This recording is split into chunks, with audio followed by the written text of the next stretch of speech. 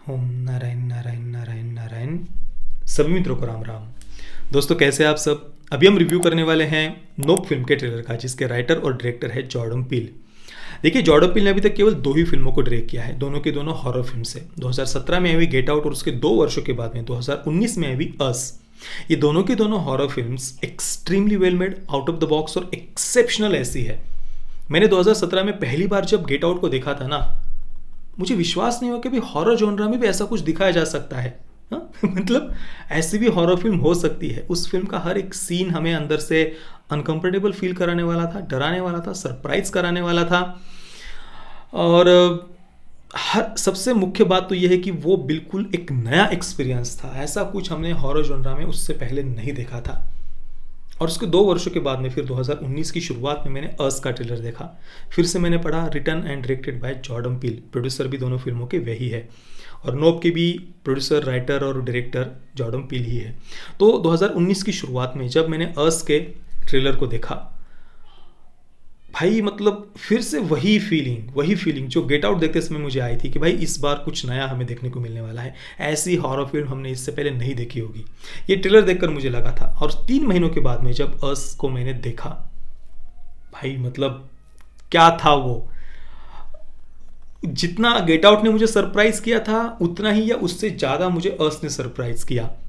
और अभी अस के 3 वर्षों के बाद में 2022 में जॉर्डन पील की फिर से एक हॉरर फिल्म आ रही है, नोप। और इसका अभी जस्ट मैंने बस आधे घंटे पहले ट्रेलर देखा। थोड़ी देर पहले मैंने वीडियो अपलोड किया था। उस वीडियो के कमेंट सेक्शन में राजू मिश्रा जी हमारे चैनल से जुड़े हुए हैं काफ़ी लंबे समय से, उन्होंने कमेंट किया कि भाई जॉर्डन पील की नई फिल्म नोप आई हुई है, उसके ट्रेलर का रिव्यू करिए। मैंने जैसे ही पढ़ा जॉर्डन पील नोप, मुझसे ये मिस कैसे हो गया भाई। मैंने तुरंत गया यूट्यूब पर, मैंने ट्रेलर देखा और भाई क्या था वो। 2 मिनट और 5 सेकंड का ट्रेलर है।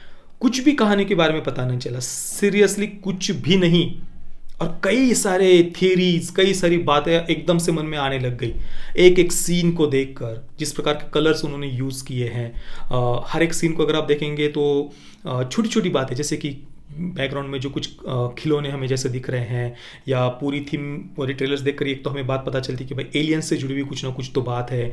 घोड़ों के इर्द गिर्द कुछ ना कुछ तो समस्या घोड़ों के साथ में हो रही है। मैंने जब इस ट्रेलर को सर्च किया था यूट्यूब पर, तो कुछ थंबनेल पर ऊपर ही लिखा हुआ था कि भाई घोड़े मनुष्यों में बदल रहे हैं क्या। तो वो जब मैंने पढ़ा और उसको पढ़ने के बाद जब मैंने ट्रेलर को देखा, तो ऐसा लग तो रहा है कि भाई घोड़े मनुष्य में बदल रहे हैं, या घोड़ों के साथ कुछ ना कुछ तो यहाँ पर वियर्ड सा हो रहा है। ट्रेलर में हमें कई जगहों पर शुरुआत में ही घोड़ों से जुड़ी हुई एक बात हमें दिखाई जाती है। कमर्शियल शूट किया जा रहा है। एक ब्लैक कैरेक्टर है हेवर्ड, जो कैलिफोर्निया का एक सुनसान वीराने से छोटा सा गांव दिखाया है। वहाँ पर एक घोड़ों का तबेला है। तो फिल्म के 2 मुख्य पात्र उसी घोड़े के तबेले से जुड़े हुए पात्र दिखाए हैं। डैनियल कलुया भी गेट आउट की तरह यहाँ पर भी मुख्य भूमिका में है। तो शुरुआत में ही घोड़े हैं, उसके बाद में घोड़े का तबेला, उसके बाद भी कई कई जगहों पर, अलग अलग जगहों पर हमें ये घोड़े देखने को मिलते हैं। एक सीन में तो एक परफॉर्मर है, लाल कपड़े उसने पहने हुए हैं और एक कांच के बॉक्स में उसने घोड़े को पैक किया हुआ है, और वो सारे के सारे लोग ऊपर आकाश की तरफ देख रहे हैं। मतलब कुछ ना कुछ तो अलग ऐसा हो रहा है, जिसको लेकर इन सभी लोगों में उत्सुकता है देखने की। वो बैठकर स्पेशली ऊपर आंखें गड़ाकर देख रहे हैं कि भाई क्या हो रहा है, ऊपर से कुछ तो होगा। और घोड़े को कांच में उन्होंने बंद किया, मतलब घोड़े के साथ कुछ हो रहा है, इतना तो हमें पता चल रहा है। अब घोड़े मनुष्य में बदल रहे हैं या नहीं बदल रहे, या क्या हो रहा है, ये तो फिल्म देखने के बाद ही हमें पता चलेगा। इसके साथ ही मैंने कहा ना कि छोटी छोटी बातें, जैसे कि जो कुछ एक स्टेडियम जैसा कुछ दिखाया है, वहाँ पर शायद कुछ शो वगैरह चल रहा है। एलियंस की छोटी छोटी डॉल्स दिखाई है, और जो कुछ टी शर्ट्स है, टी शर्ट्स के ऊपर कोई एक अर्थ का चित्र हमें दिखाई देता है। बैकग्राउंड में जो दीवारों पर कुछ पेंटिंग्स वगैरह लगी हुई है। ऐसी छोटी छोटी बातें हम देखें ना, तो बहुत सारी थियरीज हम इसको लेकर बना सकते हैं, पर कहानी के बारे में कुछ भी पता नहीं चल रहा कि इस बार जॉर्डन पील हमें क्या नया दिखाने वाले हैं। और इसे कहते हैं एक ट्रेलर बनाना कि भाई दर्शकों की उत्सुकता को एकदम ऊपर लेकर के जाए, देखने की एक्साइटमेंट हमारी बढ़ा दे।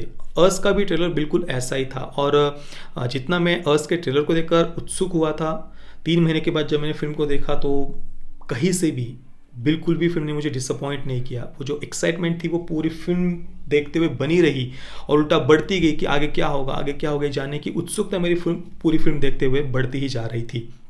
और नोप ये फिल्म भी बिल्कुल वैसा ही कुछ हमें अलग ऐसा एक्सपीरियंस देने वाली है। ऐसा ट्रेलर देखकर तो कम से कम लग रहा है भाई। ट्रेलर से तो ये फिल्म भी टेक्निकली एक्सट्रीमली वेल मेड ही लग रही है, एक्सेप्शनल भी लग रही है, आउट ऑफ द बॉक्स भी लग रही है। ऐसा कुछ हॉरर जॉनरा में हमने पहले देखा है ऐसा मुझे तो याद नहीं है। गेट आउट भी वैसी थी, अस भी वैसी है, और कंसिस्टेंसी देखिए आप जॉर्डन पील की, वो हर बार कुछ ना कुछ नया कर रहे हैं हॉरर जॉनरा में। हालांकि जो मूल टोन है या डायरेक्शन की जो मेथड है वो तीनों ही फिल्मों में हमें एक जैसी दिखाई देती है, पर कहानी, कैरेक्टर्स, थीम वो तीनों ही फिल्मों में बिल्कुल अलग अलग है। बस डायरेक्शन की जो मेथड है वो एक जैसी हमें दिखाई दे रही है। एक और बात जो सिमिलरिटी मुझे गेट आउट और अस में लगी, अभी नोप के बारे में तो कुछ कह नहीं सकते, पर यहाँ पर भी ब्लैक कैरेक्टर्स दिखाए गए हैं, वो एक कृष्णवर्णीय परिवार ही दिखाया है। तो उनकी फिल्मों में, जॉर्डन पील की फिल्मों में एक सोशल कुछ थीम यहाँ पर हमें दिखाई देती है। थोड़ा पॉलिटिक्स के बारे में, थोड़ा नहीं बहुत कुछ फिल्में कहती है। गेट आउट में तो काफ़ी स्ट्रांगली और खुलकर वो बातें कही गई थी पॉलिटिक्स और रेसिज्म वगैरह के बारे में। अस में भी बहुत कुछ बातें कही गई थी, पर वो सटल वे में वहाँ पर दिखाई गई थी। गेट आउट की हम बात करें तो वहाँ पर रेसिज्म पर मुख्य फोकस था, विशेषतः वाइट पीपल्स के द्वारा, गोरे लोगों के द्वारा कृष्णवर्णीय समाज को गुलाम बनाए रखने को लेकर गोरे लोगों के अंदर कैसा एक ऑब्सेशन है कि कृष्णवर्णीय समाज को हम गुलाम बना कर रखे। उस ऑब्सेशन को एक हॉरर थीम उन्होंने दे दी थी, और वो विषय था गेट आउट का। फिर अस को हम देखें तो भाई अस में तो क्या क्या नहीं था, बहुत कुछ है। उसको अगर हम एक्सप्लेन, मैंने पूरा 22 मिनट का फिलोसॉफी एक्सप्लेनेशन वाला वीडियो बनाया हुआ है अस का, बहुत कुछ हम उसको लेकर चर्चा कर सकते हैं, जैसे कि इलीगल इमिग्रेंट्स, उनका संसाधनों पर अधिकार, सामाजिक भेदभाव, गवर्नमेंट के फेल्ड प्रोजेक्ट्स, उसके साथ ही समाज का जो उपेक्षित वर्ग है उनके अंदर का असंतोष, उस असंतोष के कारण उत्पन्न होने वाली हिंसा, हिंसा के दुष्परिणाम, आंदोलन, ऐसी बहुत सारी बातें अस में उन्होंने एक सटल वे में दिखाने का प्रयास किया है। पर जो मुख्य फोकस था अस में वो था हॉरर पर, स्लैशर थीम पर। और अभी आप देखिए नोप को,